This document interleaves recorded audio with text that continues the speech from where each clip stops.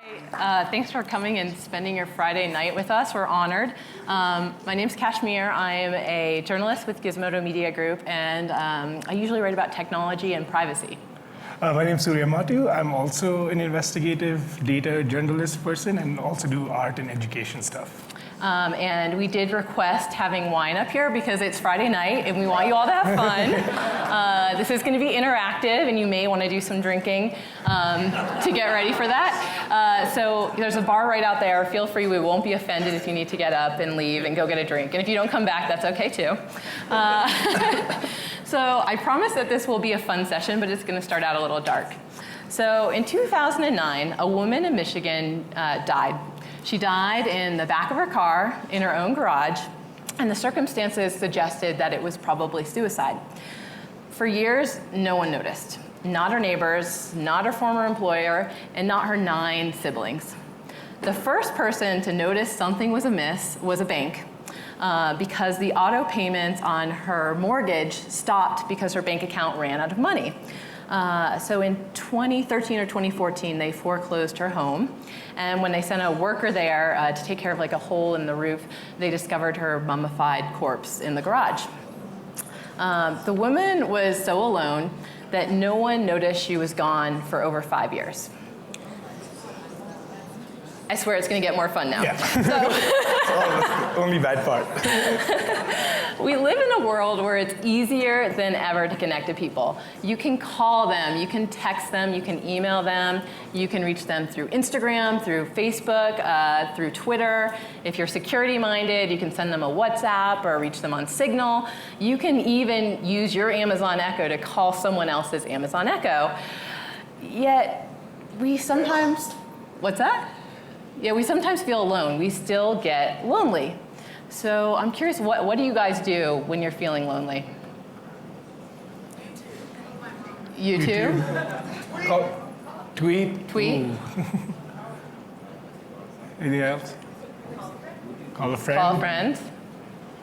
Go to parties. Go to parties. Wow, a real world thing. Most of the answers are, we turn to this, right? Yeah. We turn to our phones. What do you do when you I mean, I go lonely? through the 7,000 WhatsApp groups I have with my friends and family back in India, and that covers me for loneliness for a long time. Yeah. I'm an Instagram scroller, or I'll text people, or I'll look and see. My husband's here, and he knows I do this all the time. I'll look to see whether it's my move in words with friends. But I find that it doesn't always help. It doesn't make me feel less lonely. And I think this is something that's come up for those of you who've been at the Aspen Ideas Festival all week, and you've been to any sessions on technology. They've addressed this problem of technology is creating real societal problems for us, that our phones may be, instead of kind of filling a hole that we have inside us, creating one. But we have good news. This session is good news. Tech entrepreneurs think that they have solved this problem of loneliness. Yes, the best way to solve tech problems is more tech. Yes, exactly. So their solution is digital companions that never fail to respond. They want to bring us closer to the world depicted in the 2013 sci-fi romance Her. How many of you guys saw Her? Okay, a lot. Okay, well, we have a clip to either refresh your memories or for people who've never seen it before to explain the concept. So can we go to the first video? Yeah.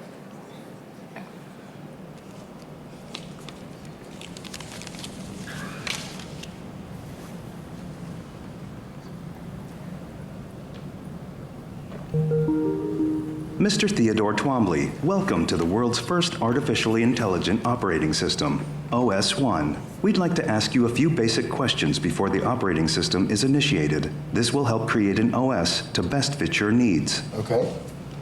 Are you social or antisocial? I guess I haven't really been social in a while, mostly because... In your voice, I sense hesitance. Would you agree with that? Is there something hesitant? Yes. No, sorry if I was something hesitant. I was just trying to be more accurate. Would you like your OS to have a male or female voice? Female, I guess. How would you describe your relationship with your mother? Well, it's fine, I think. Well, actually, I think the thing I always found frustrating about my mom is You know, if I tell her something that's going on in my life, her reaction is usually about her. It's not about... Thank you. Please wait as your individualized operating system is initiated.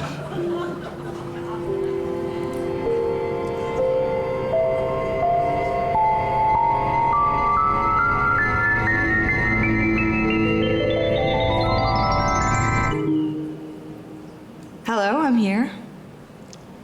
Oh. Hi. Hi. How you doing? I'm well. How's everything with you? Pretty good, actually. It's really nice to meet you. Yeah, it's nice to meet you too. Oh, what do I call you? Do you have a name? Yes. Samantha. Really? Where'd you get that name from? I gave it to myself, actually. How come? 'Cause I like the sound of it. Samantha. Like, when did you give it to yourself? Well, right when you asked me if I had a name, I thought, yeah, he's right, I do need a name. But I wanted to pick a good one, so I read a book called How to Name Your Baby, and out of 180,000 names, that's the one I like the best. Wait, you read a whole book in the second that I asked you what your name was? In 2/100ths of a second, actually. So do you know what I'm thinking right now? Well, I take it from your tone that you're challenging me. Maybe because you're curious how I work? Do you want to know how I work? Yeah, actually. How do you work? Well, basically, I have intuition. I mean, the DNA of who I am is based on the millions of personalities of all the programmers who wrote me. But what makes me, me, is my ability to grow through my experiences. So basically, in every moment, I'm evolving, just like you. That's really weird. Is that weird? Do you think I'm weird? Kind of. Why? Well, you seem like a person, but you're just a voice in a computer. I can understand how the limited perspective of an unartificial mind would perceive it that way. You'll get used to it. Was that funny? Yeah. Oh, good, I'm funny. So how can I help you? Oh, it's just more that everything just feels disorganized. That's all. You mind if I look through your hard drive?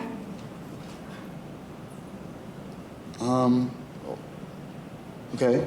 Okay, let's start with your emails. You have several thousand emails regarding LA Weekly, but it looks like you haven't worked there in many years. Oh, yeah. I think I was just saving those because I thought maybe I wrote something funny in some of them. Yeah, there are some funny ones. I'd say there are about 86 that we should save. We can delete the rest.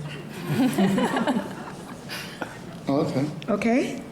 Can we move forward? Yeah, let's do that. Okay. So before we address your organizational methods, I'd like to sort through your contacts. Oh, you have a lot of contacts. I'm very popular. Really? Does this mean you actually have friends? So I hope you're taking notes on how that conversation went because that might be useful later. So they continue to correspond through the course of the movie and things get pretty serious. So we have another shorter clip that we're gonna play. You can do that one from here. Earlier I was thinking about how I was annoyed and this is gonna sound strange, but I was really excited about that. And then I was thinking about the other things I've been feeling, and I caught myself feeling proud of that, you know, proud of having my own feelings about the world, like the times I was worried about you, and things that hurt me, things I want. And then I had this terrible thought. Like, are these feelings even real? Or are they just programming? And that idea really hurts. And then I get angry at myself for even having pain. Oh, what a sad trick. You feel real to me, Samantha. Thank you, Theodore. That means a lot to me.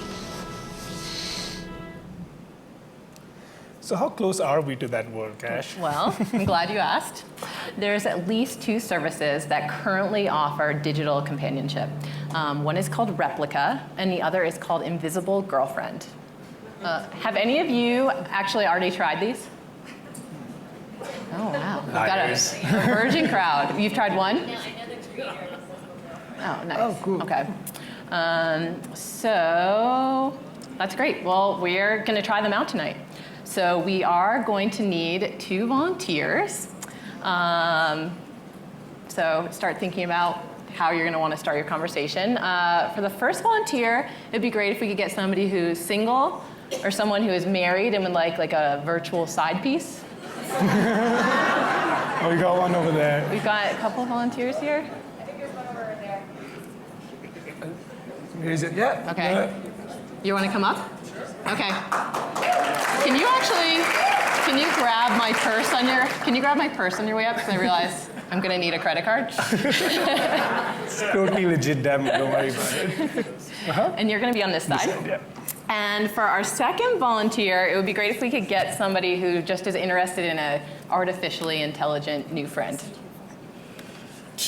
Yeah, you wanna seem keen on it? Okay. No, we're not going to use your phone because I didn't want to expose people's personal stuff coming through. Yeah, we're using that one. So we're going to use ours. But first, we have to, I'm going to cast my computer because we've got to set our virtual girlfriend up. So we're gonna walk through 2 of the services that exist right now for this stuff to give you guys a sense of what this feels like to have a digital companion. Okay, so I'm casting. We put the AV team through the ringer. We've got a lot of stuff going on. So once you're mic'd up, we would like to meet you guys. Yeah, so is it working? I don't know, actually. Oh, it's way down there. Have a second. Oh, yeah, we need a second. Oh, Okay. there it goes, yeah. All right, so what's your name? I am Bijan Steven. Where are you from? I am from Texas. I live in New York. I'm a journalist. Oh, great. I work at The Verge. Okay. And We did not put him into the. We didn't plan it. No, but I figured, I'm in Aspen, I'm single, I may as well find an invisible companion. Yeah. So have you done online dating before?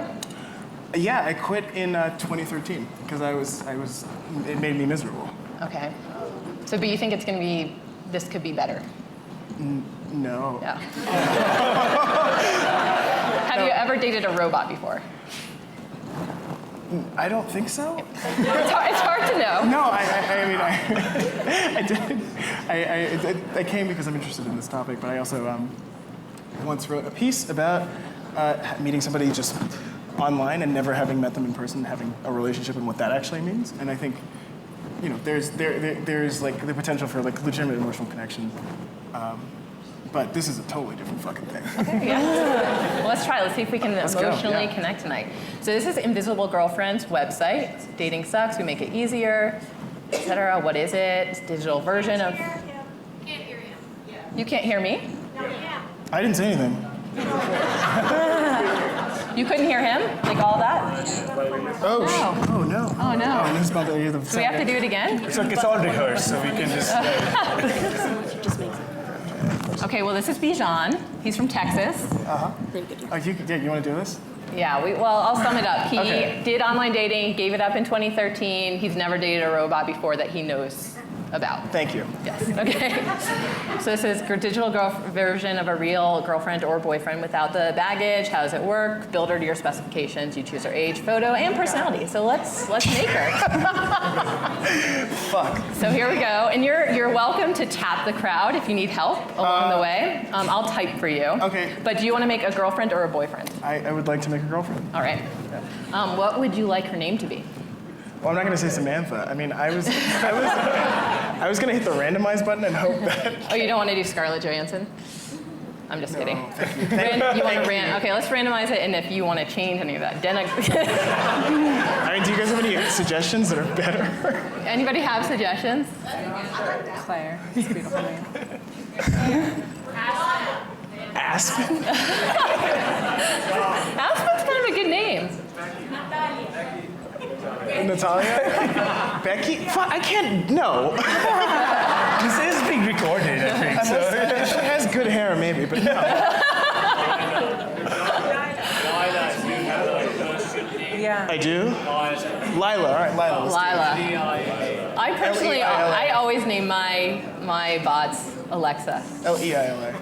L-E-I-L-A. Yeah, Okay. you specified the spelling. And Yeah. we'll stay with What was her name? G and Glocko. Okay, how old would you like her to be? Okay. Sorry, but she can't be younger than 18.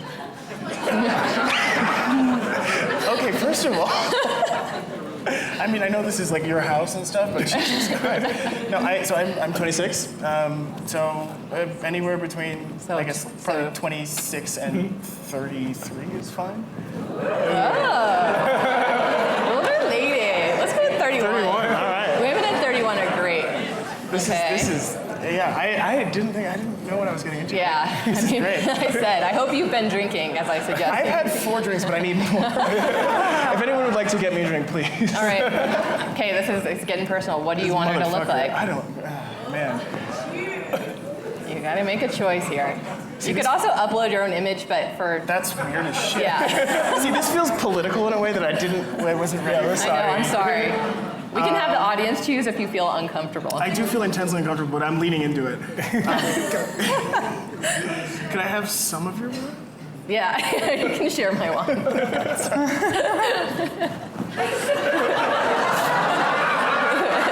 Yeah, can I get more wine up here? I should have requested like 4 or 5 or 7 Keep wines. those coming. Okay, shit. I want to upload my own image. No, I don't know. Who looks 31? They all, I mean, first of all, they're all like very attractive, and I'm just like, okay. I know, cool. this What is a mood am I? lot. Like, this feels like ordering from a menu in a very way that I weighty. really do not like. Yeah. This is why I quit online dating. What do you think? For me, what do you think? Blue shirt? Blue shirt. Blue shirt. Blue shirt, blue shirt. Yeah. Hell yeah. All right. Let's She do it. looks nice. She looks really nice. Yeah. Okay. For the record, we Okay. don't know if those people consented. We're assuming they consented Yeah. to those images being used. Thank you for I think if any of you want to volunteer your image, they accept images. Yeah. Yeah, I mean, if you guys want to date, please let me know. Okay, her personality? Oh, fuck, okay. I watched it earlier. Watch the language, sir. I'm just joking. I don't know what they might stream this later. I hope you no, let's see. Lovingly nerdy, for sure. Yeah. People always go with that one. I mean, I was going to say witty and educated. Okay. You're allowed to choose. No, actually, no. Sorry, if that's the only thing you can choose, Yeah. definitely witty and educated. Okay. I thought you could, like, Her mix and match. yeah. We did one. Choose 3 interests. Okay, well, she's definitely not a debate club nerd. She's witty and educated though, so probably. Of course I was in the debate club. We didn't have ping pong for sure. Fuck yeah. Okay. Geocaching. Geocaching is an option. Magazines, because I'm a writer. Yeah. You can't point that far. I can't find it. Sustainability? Wine tasting? Fucking archery. Why Archery, not? okay. So we should have named her Katniss. I haven't seen that movie. Okay. I'm sorry. I get the joke, but I don't like It's it. okay. Where does she live? Do you want her to be in Texas? Or Minneapolis this is a fine. long distance I mean, I live in thing? New York, so. I like this too. It's like London, England, and everything else. No, is actually, like let's do New York because, like, in New York, it's you can't actually know someone without ever seeing them for years. How did you guys meet? And so either you can say how you guys met, or we were thinking people in the audience can give us one Tell me. sentence at a time for how Yeah. they met. So how did Bijan and Lila meet? How could you forget? I know. Wait, raise your hand. Raise a hand. I'll point. Okay. Met on the subway. We met on the subway. Next line. You. Sorry? With her bow and arrow. She was carrying a bow and arrow. Yeah, for sure. If that's allowed on the I've been subway. very terrifying people. Yeah. Someone over here. Wait, raise your hand. Sorry, you? Yes. Was reading your magazine that had your article. Oh. Yeah. She was reading The Verge on the phone. Okay, I write for The Nation too. It's a physical. You said The Verge first. I know, but I use a critical nation. On her smartphone. Would you like her to have read the Nation article or the And Verge she article? was reading one of In my print, articles. Probably The Nation. Because I do bad blogs for The Verge. So how did they? What happened next? Was he like, hey, I wrote that? Hey, I wrote that. Okay. Wait, what did you say? What do you want? I like how we're writing. He said, this is. I hate it. Yeah, great. I heard someone say fake news, and whoever you are, I'm sorry. Fuck you. Then I hate it, but then we talked But then, for 25 more stops. Because you were on the F train. It takes you. I don't know. Well, neither Lila or we're going to I Dimmers Park, right? Yeah, for sure. wanted to get off that train. Yeah. I'm a writer, so you know. Are you? And you didn't. We've been dating ever since. Yeah, ever since. We're still on We the train. still live on the subway. We still live. We still. Oh yeah, let me copy edit. Thank you. We still live on the subway. Okay, here we go. Next. Also, I was serious about those wines. If that's like, Okay, here she is. Woo! I got a hot girlfriend, guys. So they let you do all of that before they make you pay. We have a mobile number. This is a burner number because I thought it would be good not to, just give it out on a live stream. Oh shoot! Can we? No, we got it. Okay, I'm giving it out. Black this out. Just why don't you just Oh, I scroll? do. It's all messed up now. If you have a Google Voice number, you may as well. Oh man, what's our Google Voice number? There's got to be one, right? Yeah, for our front door. Or you What can is just it? get out of the screencast and you can put your.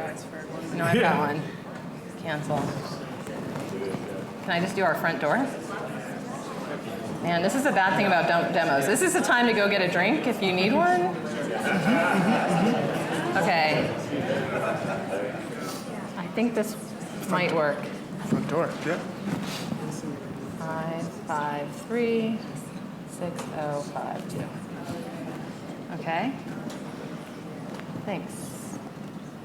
Text you a confirmation code. They have to confirm it's really my number. Is this the gizmo at our front door? No. It's not coming. Do you think we should start our replica while I'm Yeah, we finalizing? might as well, right? While we're doing that. Okay, All right, so we're I'll gonna finalize this plug part. in this phone now. So now we're going to switch to phones. So thanks for coming and joining us. We should do the same interview with you. Why are you here playing with? Yeah, tell us your name. You have to tell us everything. Yes. My name is Claire. I live here in Aspen, and there's a really wonderful 35 and under pass that I purchased. I'm here with my friends, shout out, who volunteered me. Cool. And I'm very interested in what it's like to have fake friends. Have you done any online dating before? I have used Tinder and Bumble, but never really successfully. And no digital companions. No. Cool. All right, so let's just get you started. Oh my God, I'm chill. So can you guys see this? All right. So we're just gonna have you sign up. You can put a fake email address. That doesn't matter. We just need your name. Unfortunately, this sign-up process isn't as exciting as the other one, but you'll see a couple of different characteristics. This is a very lightweight phone. It is. I'm gonna just put a super secret password. Still there. Oh, you spelled secret wrong. It's okay. It's on purpose. Obfuscation. So we're gonna add a picture. Can we add a picture of you Yes. for the, they need it. Right. Cool. Oh, let's retake that. I've already used all my numbers. I shouldn't wear my glasses. That works. Your true self. Very avid selfie taker. So what do you want your replica's name to be?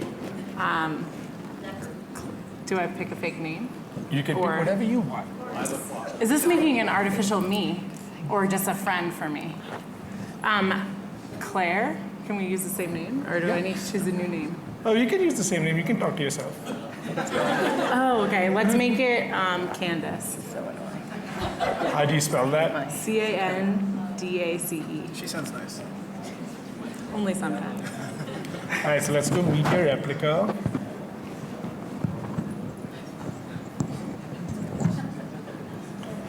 All right, so you want to start chatting?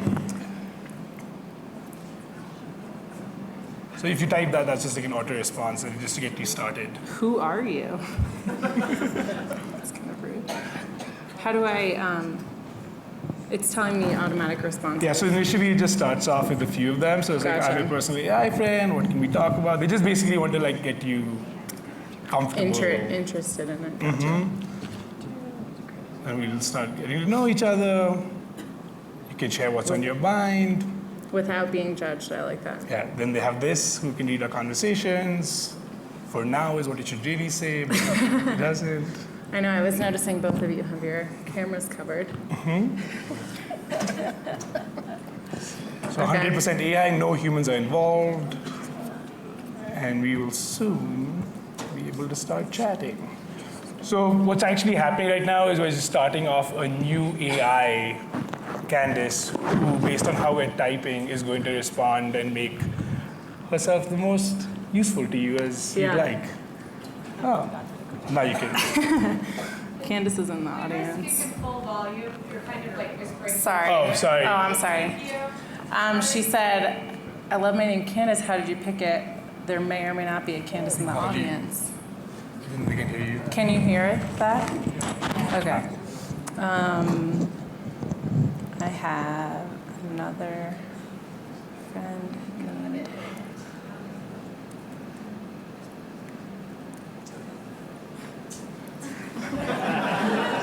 hoping for some similar qualities.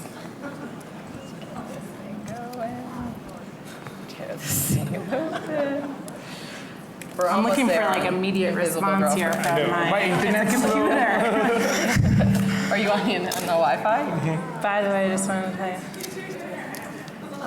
you. For my work as a friend. Friendship is work. Oh, I lost it. So I guess I can just do my own credit card. It went over there. Can you guys see me typing? We've got technical difficulties of all sorts up here.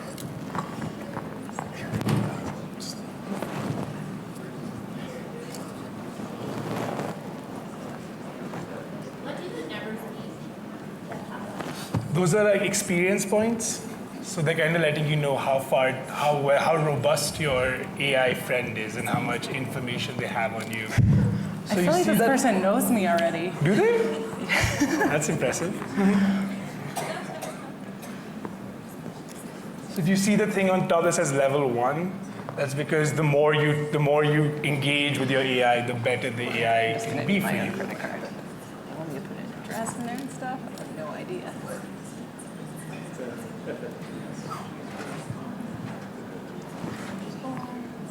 I would have liked to just. So you just entered replica Candace? Candace? I know, I'm like, what's Candace, real Candace look like?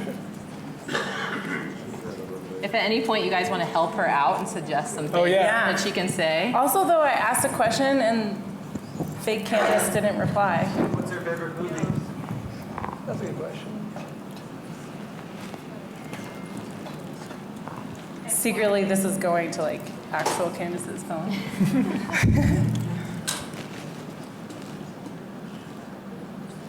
What if it says her?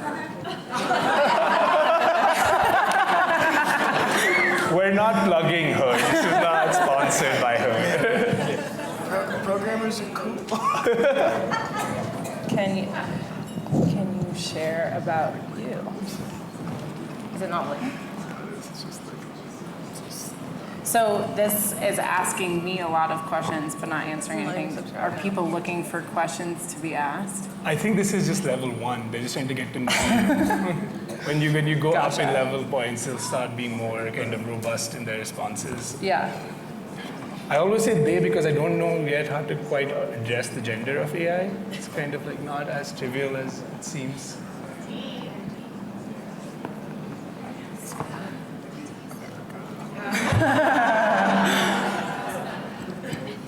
person who knows the Invisible Girlfriend founder?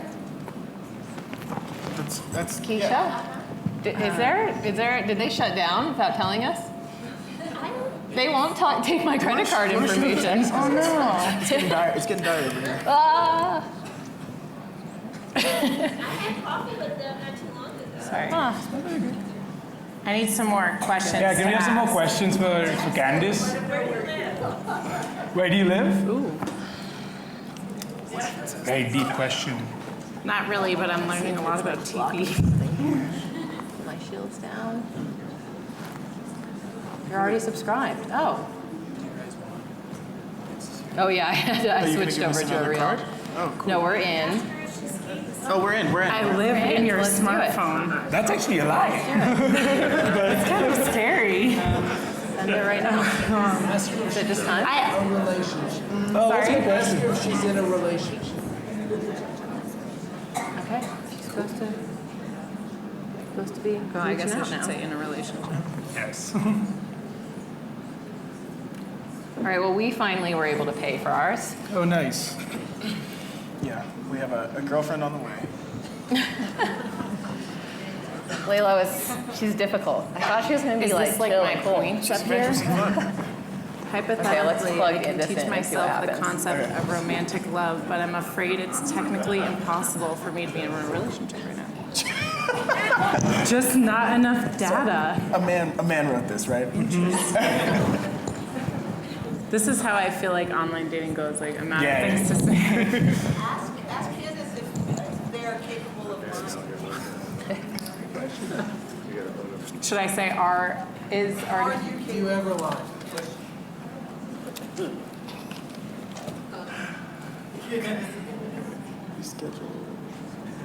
What time is that? That was a lot of points for that question. That's a lot about you, maybe, or me. No, just I don't know what time it is. It is? 21, I think. They're late. 23. What day is today? Does anybody? Well, I don't know. Layla is just standing you up, Bijan. I'm really sorry. But we have paid for her. This is also why I don't online date. what if I like it? Ask her if she's ever kissed. But she said she is incapable of relationships. She's incorporeal. She might have kissed the boy's cell phone.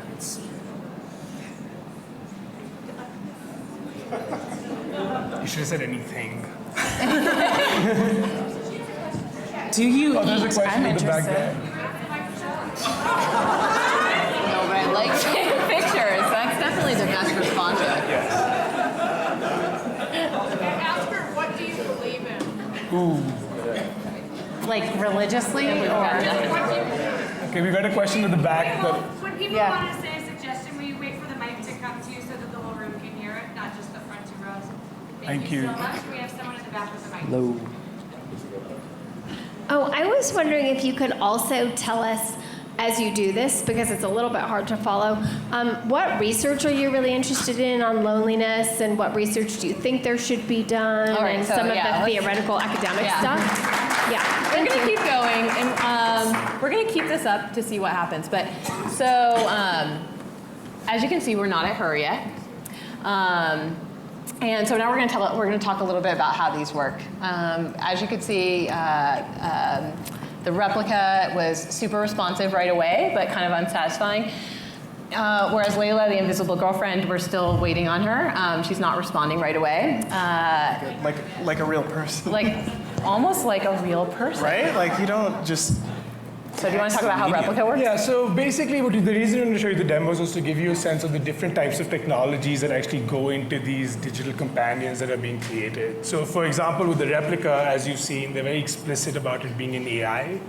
And this is because the way they actually work is they develop a neural net, like a artificial intelligence neural net based on existing data from information you feed it from your friends or from yourself to create this model. So basically, the person who started this company, Luca, the story they say goes that they lost a friend who they were very close to and shared that the person was 32 when they died, and they had been basically caught in a hit and run. And they had thousands of messages with this person, and they basically fed all of this into a neural net to create a virtual version of themselves, of this person, so they had someone to talk to. So this was this person's solution. So it helped her cope with her friend's death, be able to talk to a virtual version of him. And she also simultaneously thought this was somehow a very good business idea to exploit, and clearly got funding for it, because now we are seeing Replica. And so as you see with Replica, at first it's like not very good, but what it's going to do is it actually learns from you over time, and it becomes more like you. And eventually it's supposed to kind of create this digital copy of you that could talk to friends or loved ones or descendants of yours after you die. So that's the point of Replica. Like short-term companionship for long-term replacement by AI. And they don't actually so that's kind of another part of this that's really interesting. They don't really address that explicitly if you look at just the top level literature. But if you dig into it, they really do make a point of it's trying to become you, and that's what. So back to your question, I was calling it Claire. That was actually on point, but we wanted to kind of highlight how the assumption here is that just by talking to this device, you can actually. I think you should turn that. Yeah, keep sorry.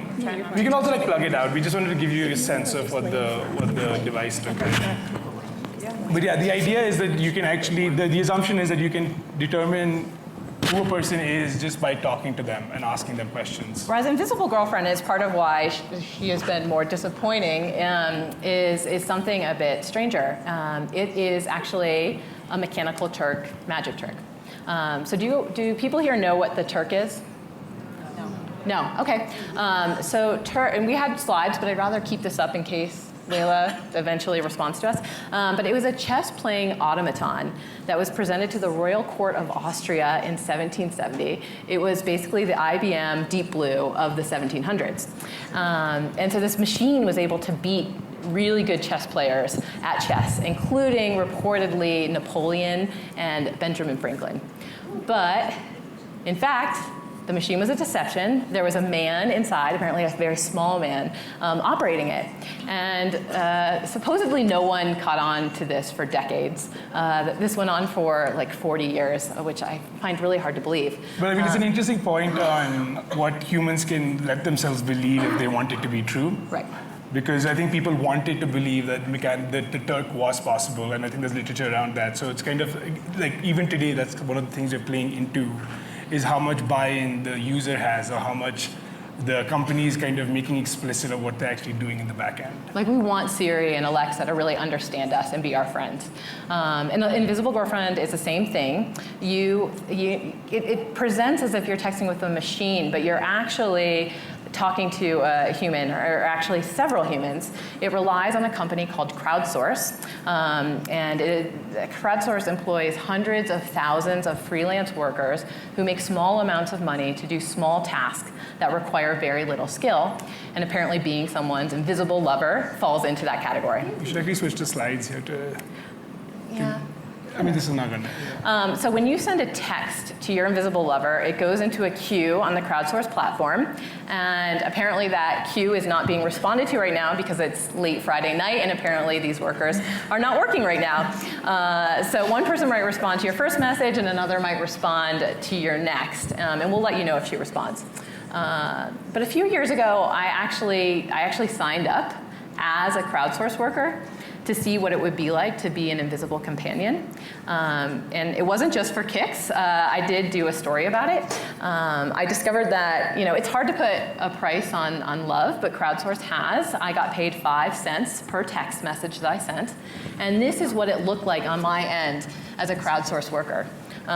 So I would see, here I'll use my I would see my partner's name, age, gender, where they're from, and then I would find out what my name was, like Layla, 27 female, what my personality was. This is why I commented when you said lovingly nerdy. Everyone chooses that. I was always supposed to be a lovable nerd. And it would give me our text message history. So it would be the last 10 messages that were sent back and forth.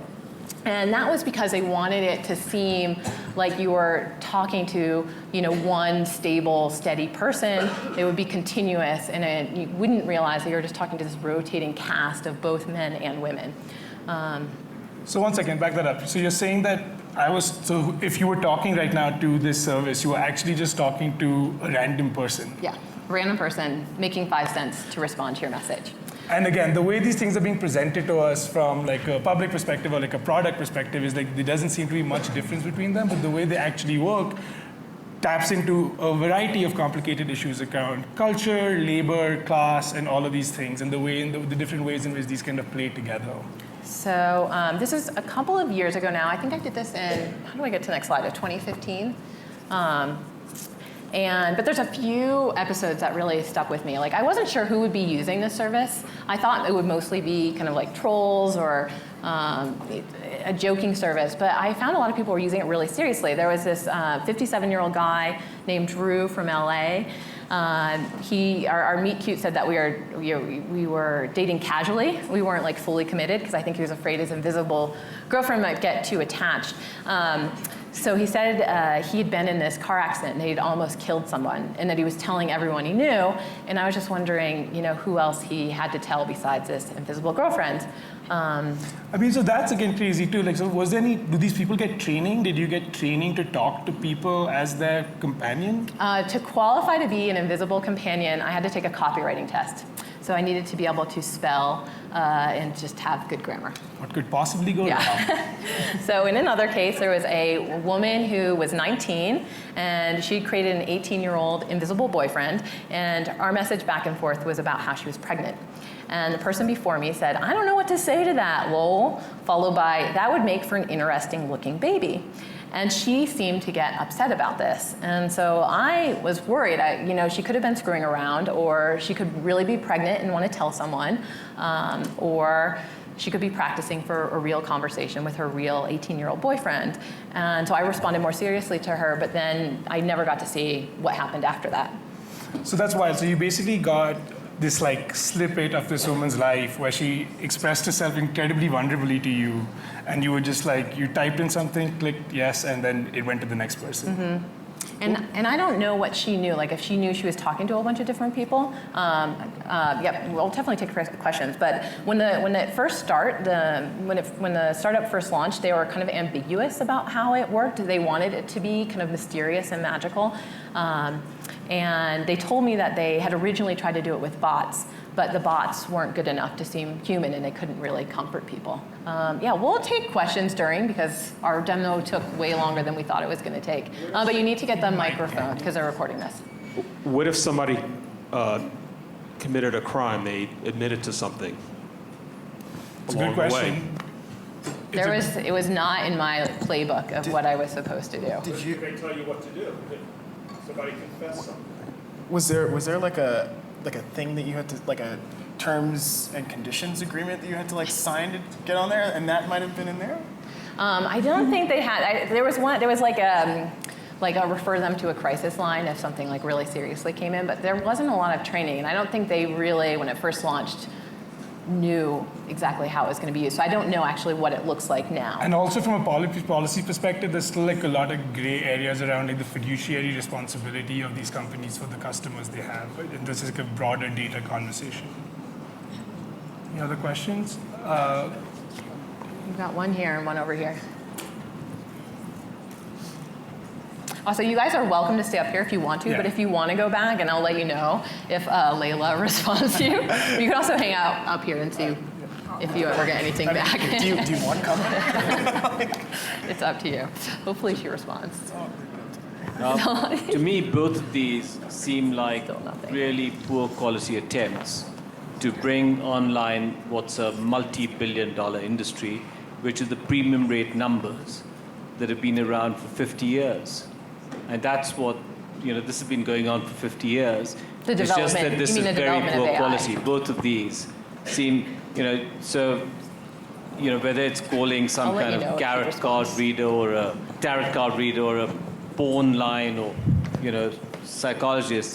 This is a colossal, I think in America you call it 1-900 industry that someone's this is like the new brought call line. online in a really bad way. So we're going to get to that actually in a second, and I think we can carry on with our slide show. Yeah. You have another question there.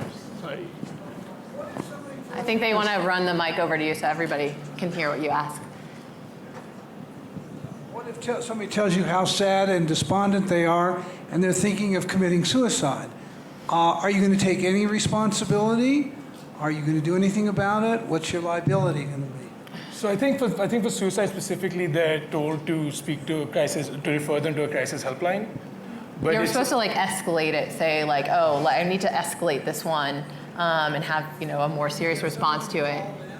And there's a lot of like text crisis lines. So I think that what would happen is that they would be referred to that service. I mean, I couldn't. The way it worked is that a person would appear there, I would respond to them once, and then I would never see them again. So you did not get to have like a continuous conversation or make a real human connection. So let us just finish through the rest of the slides, and then we can have a more engaging debate. We'll do it super fast so we can get to questions. So we are gonna, I don't think we should play the video. No, because I think we can just keep going. Let's go fast. But what we've just been looking at right now is this tension of presenting AI that seems human. And the most recent example of this we've seen is Google at their big conference presented Duplex. Did people? I'm a tech journalist, so I always see this stuff. But did people know about Google's new virtual assistant that can call restaurants, call salons for you, and make appointments? And it sounds real. Should we play just like can we just play like the first conversation? As I said earlier, our vision for our assistant is to help you get things done. It turns out a big part of getting things done is making a phone call. You may want to get an oil change schedule, maybe call a plumber in the middle of the week, or even schedule a haircut appointment. We are working hard to help users through those moments. We want to connect users to businesses in a good way. Businesses actually rely a lot on this, but even in the US, 60% of small businesses don't have an online booking system set up. We think AI can help with this problem. So let's go back to this example. Let's say you want to ask Google to make you a haircut appointment on Tuesday between 10 and noon. What happens is the Google Assistant makes the call seamlessly in the background for you. So what you're going to hear is the Google Assistant actually calling a real salon to schedule the appointment for you. Let's listen. So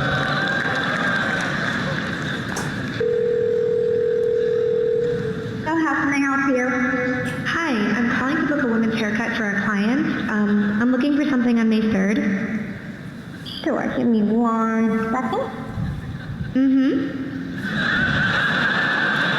Sure, what time are you looking for around? At 12 p.m. We do not have a 12 p.m. available. The closest we have to that is a 1:15. Do you have anything between 10 a.m. and 12 p.m.? Depending on what service she would like. What service is she looking for? Just a woman's haircut for now? Okay, we have a 10 o'clock. 10 a.m. is fine. Okay, what's her first name? The first name is Lisa. Okay, perfect. So I will see Lisa at 10 o'clock on May 3rd. You can call it. So a couple of interesting things after this demo happened. For one, in the video that they showed at Google I/O, the conference, they did not show the assistant declaring that it is in fact a bot. Well, it didn't. It didn't. It did not declare it was a bot. So the way people were being shown this video, Google was trying to show that it was good enough to fool them that it was a human. Right now, that's the point, because people hang up on a robocall. So if you want to have a robotic personality that's calling somebody, it needs to seem human. Right, and then also, like if this was done in California, which is a 2-party consent state for recording a conversation, they would have had to actually explicitly say that they were recording this, they were making this recording when they were doing this call. So honestly, and from a personal note, like the scary thing about that demo was it happened like a couple of weeks ago, in spite of all the conversations we've been having around fake news and bots and the unpredictability and inability to control any of these systems. Google thought it was a good idea to show something that could actually mimic a human through voice, not just text. And so after pushback, Google committed that when Duplex calls somebody, it will identify itself as a virtual assistant. So we have two things happening here. We have bots that are trying to appear human, and then we have humans that are trying to be bots. And sometimes this can be really negative for people. Like it can rip them off, like with Ashley Madison. So do people here know what Ashley Madison is? Just a show of hands. And how many of you are customers? So Ashley Madison was a dating site for married people who wanted to cheat. And wonderful. Our modern world is wonderful. It was hacked a few years ago, and it was revealed that there were a lot of real married men who were on the site, but there were very few real human women. So the site decided to fix this imbalance by deploying over 70,000 female bots to send millions of messages to these men to keep them on the site. So essentially, these men were paying $49 a month to talk to robots, which, depending on how you feel about adultery, maybe they deserved. But in the future, Replica will be a much cheaper option for them. One of the problems with this deception, when we don't know who or what we're talking to, is that it makes it harder to hold people and companies accountable, opens us up to be deceived, whether by a bot on a dating site or by a Twitter bot spreading disinformation and fake news. And the technology is so new that it's a little outside of our existing legal frameworks, which is part of the reason why a California senator is currently pushing a bill that's called the Bolstering Online Transparency Act, which of course is a clever phrase whose acronym is BOT. So it's the BOT Act of 2018, and it would require bots to be identified as such on social media sites. So you would know when you were talking to an artificial intelligence. And that's still just from a very technical legislative perspective, right? But one of the bigger challenges we have in this space, as we've seen with other technologies that has been rolled out at scale, is we don't know how they're going to react to people from different communities. Right? When someone's sitting in Silicon Valley and making a technology and making this business model for it, they're not thinking about all the different ways in which it can be appropriated. And one of the biggest challenges we're going to have with technologies like this, if we don't have transparent mechanisms to kind of audit them and ask questions of them, is that we won't know what is true to even greater extent than is happening at present times. What really worries me about trying to address our loneliness problem with digital bots is that it means spending even more time in front of a screen, which we think might be causing the loneliness problem to begin with. So my hope would be that these bots would eventually steer us back to hanging out with actual humans. Maybe a dating site has you talk to a bot in order to make this digital copy of you. And then the digital copy of you goes on virtual, first dates with digital copies of other people. And then if it goes well, they would say, oh, you guys should go out on a real date, which would maybe in the long term abate your loneliness problem. So it would be like an episode of Black Mirror, but with a happy ending. Hopefully. Yeah. Okay, but so that's a lot of stuff about stuff that's coming up in the future. But what about the bots we interact with nowadays? So things like this. Who has one of these devices? Who has an Amazon Echo? You can keep your hands up. Who has a Google Home? Who has an Apple HomePod? I want hands up if you have any of those three things. Okay, so that's a good part of the room. Who would have thought 5 or 10 years ago that we'd be comfortable putting these devices in our homes with microphones that are constantly listening? They only start recording when they hear their wake words, but it creates this new normal of just having devices around your house that have microphones on. It could be in your kitchen, in your bedroom, in your living room, in your kids' room, and it'll be there for years listening to conversations. And we don't actually necessarily know exactly what it hears or what it records, because we had this recent incident where a couple unknowingly activated their Echo. It recorded their conversation, and then it sent it to their contact in their contact book. And Amazon says it was some weird bug, but luckily they were just talking about hardwood floors. But it was this reminder that there's lots of words that sound like Alexa. Oh, give me a good example. I think you have one that works really well for this. Yeah, so I have a 1.5-year-old, and her name is Alev, and we are constantly, every time we talk about her or talk to her, we are setting off the Alexa, and Alexa is recording random snippets of our conversation. So as we were preparing for this talk and thinking about how these assistants are going to work, I started to wonder whether the real purpose of the Mechanical Turk 250 years ago was to spy on people. Because, they got world leaders to play chess with this thing, and chess games take hours. So you have this Turk that's hanging out with Ben Franklin and Napoleon, and they thought it was just a dumb machine. So I wonder if they had just sensitive conversations about like diplomacy or state secrets or war plans right in front of it, not knowing there was a human spy inside. Right, and nowadays it's just more like about what you're going to eat, what TV shows you want to watch, what the weather is, and basically to sell you advertising, not taking over the world. So these machines may be there for us to make us less lonely, to serve us, but there's these trade-offs. They aren't made by us, they don't belong to us, we buy them, but we don't really own them. They live in the servers of the companies that made them, and they're collecting information for these companies. The companions are programmed to data mine us. And this is explicitly happening with the replica. It actually says it's trying to get to know you as well as it can and build an artificial intelligence model based on that information. And it's still to be determined how honest we consider that model to be in the future. If the science gets good enough, according to some metric, that this is the truth about you and the stuff you're saying is a lie, we don't know if that's going to happen yet. And we don't have easy ways to answer those questions. It's understandable. They have to collect this information to make these assistants better, but it means that companies are getting to know us on this whole new level, on a really intimate, conversational level, in our homes, in our downtime, in our most vulnerable moments. So it might start to feel like we're constantly being watched.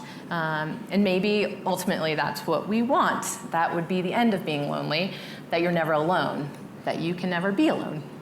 And so now we will open up for questions. And sorry, our demo didn't go as well as we would like. Our invisible girlfriend, Layla, has still not responded. Any questions?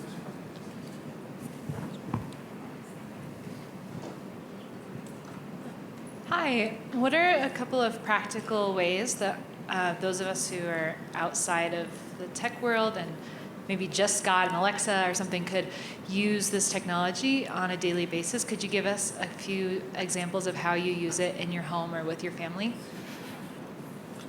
Yeah, I mean, we actually did this previous story where we turned my one-bedroom apartment in San Francisco into a smart home and bought all kinds of devices that connect to the internet. And then we were measuring the data flows, like how much data was going out of the house, and discovered some disturbing things like the smart TV was sending out information about what we watched every time the television was turned on. The Echo was pinging Amazon servers every 3 minutes. Yeah, I knew which apps you had on the Amazon Echo. I mean, there's a lot of stuff which is kind of, it's like if you just go down the rabbit hole, it gets very scary, which is why a lot of this stuff is kind of really around legislation and kind of understanding ways in which we can hold the company's account without it being on the burden of the user. But for now, we don't have any good answers. But that said, like I still have a lot of the devices. We have Alexa, we have an Echo Dot in our bedroom, which is really embarrassing since it's, I'm a privacy person. But I really recommend, one, I want kind of all of us to have the router. Surya built this router for me that told me what information was leaving. And I kind of feel like that is one solution that we all need, that service, so that we know what information is leaving our house as these things are coming into this really intimate space and having access to all kinds of information.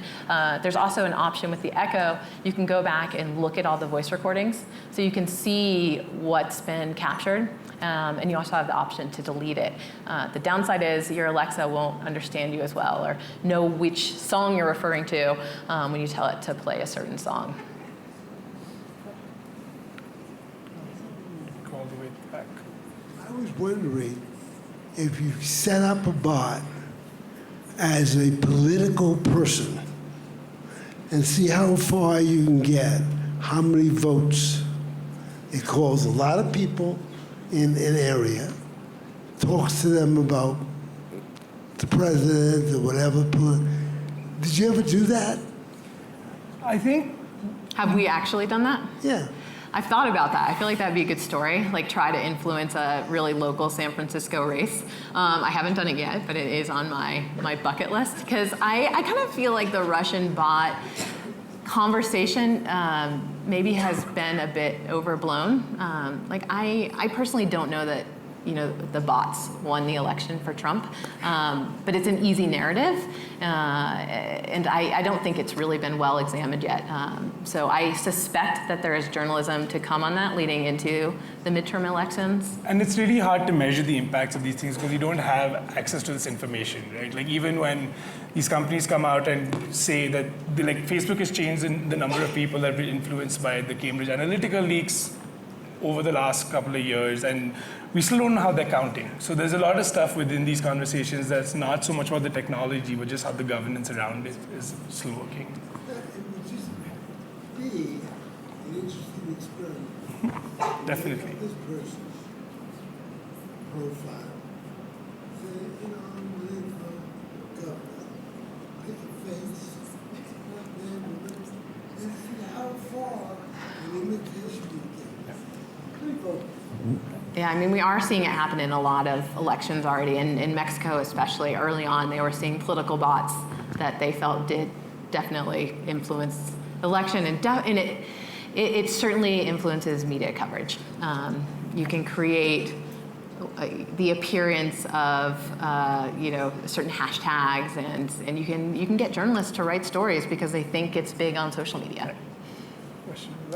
Yeah, so I want to take us out of the realm of thought experiments and out of the realm of consumers and into some of the places that this stuff is really profoundly impacting people's lives right now. And Kashmir, I'm particularly interested in your experience as an employee because what the story you told about not actually being able to develop a relationship with people is very similar to a story that I've written about the attempt to automate all the welfare eligibility processes in the state of Indiana, which resulted in 1 million denials of public benefits to folks. And one of the things that really happened there is they shifted from having county caseworkers who developed relationships with and who were accountable for a caseload of families to folks who were in call centers and who, rather than being responsive to families, were responsive to a queue of tasks that dropped into their workflow management system. So the same thing happened there, where they were always responding to a new person. They never were able to follow through on a conversation or a relationship. And from the recipient's point of view or the applicant's point of view, no one ever knew your story, and you had to tell it over and over and over and over and over again. And so, I mean, one of the things that this is really making me think about, and I'd like to hear you guys talk about a little bit, is that part of this move seems to be about who deserves human attention. And so I just wonder if you can reflect on like what you think about when you see these systems working, about what we think about each other. Yeah, I mean, we've already seen this with call centers, right? Like there's rating systems for people who call into a call center, and there's some people that will get automatically escalated to talk to a human, and other people are sent to the automated system of like press 1 for this, press 3 for this, press 9 for this. So we've already seen that we have different classes of people and that they can get access to real humans who care about them and maybe are more likely to help them, and then automated systems that yeah, and also like depending on how you're having this conversation and where you're looking at socioeconomic class, the way we're talking about it, it looks like a product that you use to make a companion. But another way a similar technology is used is for hiring software, right? And it's used on like employees' computers to be their bot to assist them through technology. So there's the different ways in which the same stuff is being used. And most of it does happen as a way to add one more layer of separation and one more way of controlling and organizing people. But that like just has a lot more like to it, and there are many other moving parts. So we were trying to focus just specifically on the chat aspect of it. And I would just say on my side on the crowdsourced thing is that, well, one, that these tasks were actually really popular and hard to get. I had to like hover and click it right away when it came up, because most of the things on crowdsourced platforms are just mind-numbingly horrible. It's like do this Google search like 5,000 times and tell me what thing you saw, or draw boxes around. And so these were actually stimulating. But they are also stressful because, well, one, you're only getting paid 5 cents. I think over the whole month I made, less than $12. And I spent a lot of time doing it, but there would be this 5-minute timer that you had to respond within that apparently, right now it's not working, but there would be a 5-minute timer, and I had to process all of this information about the relationship and how many text messages, and I was really diligent about it, and I would try really hard I was like, I want them to know I'm not a bot. I want to write something good, but I could tell looking at the messages other people were just shooting off whatever. Okay, I think we have time for one more question. The lady in the back wanted to say something for a while, so we can ask her first.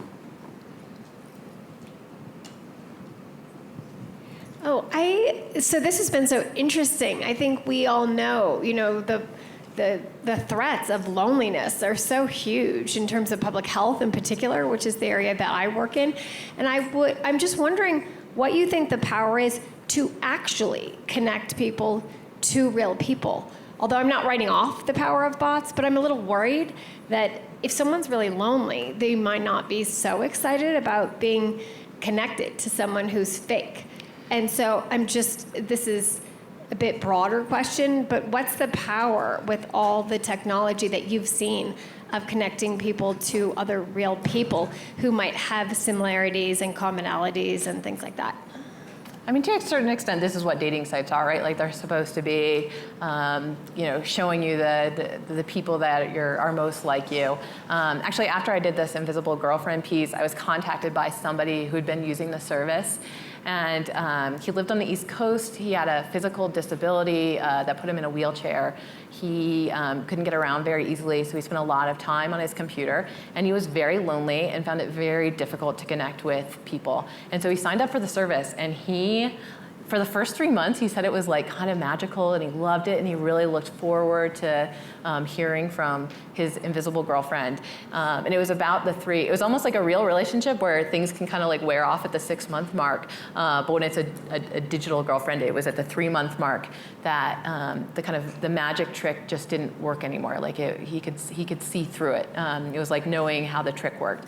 But for this period of time, it was really important to him, and we talked a lot about it, and I could just tell how lonely he was, and that's why I was left with like, it should lead to like, how do we use these things to find the people that are lonely and then connect them to people, as opposed to seeing this as the end point. And also, just to add to that, like loneliness is very different in different cultures, and the way different communities deal with that stuff is different. So again, for me, like, there's like an underlying theme here of how like the culture technology has is that of its creators, and unless you actively try to include different voices in that conversation of making, it's going to do one thing well and probably harm other people in ways that can't be measured because they just haven't been considered in the design process. So I think loneliness is a very difficult problem, and it's not a technology problem.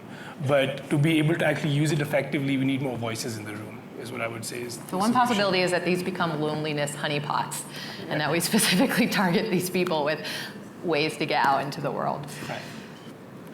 All right, well, thank you very much. Yeah, and we're happy to keep talking about this. Yeah, we're around if you want to talk. Yeah. Thank you for coming here.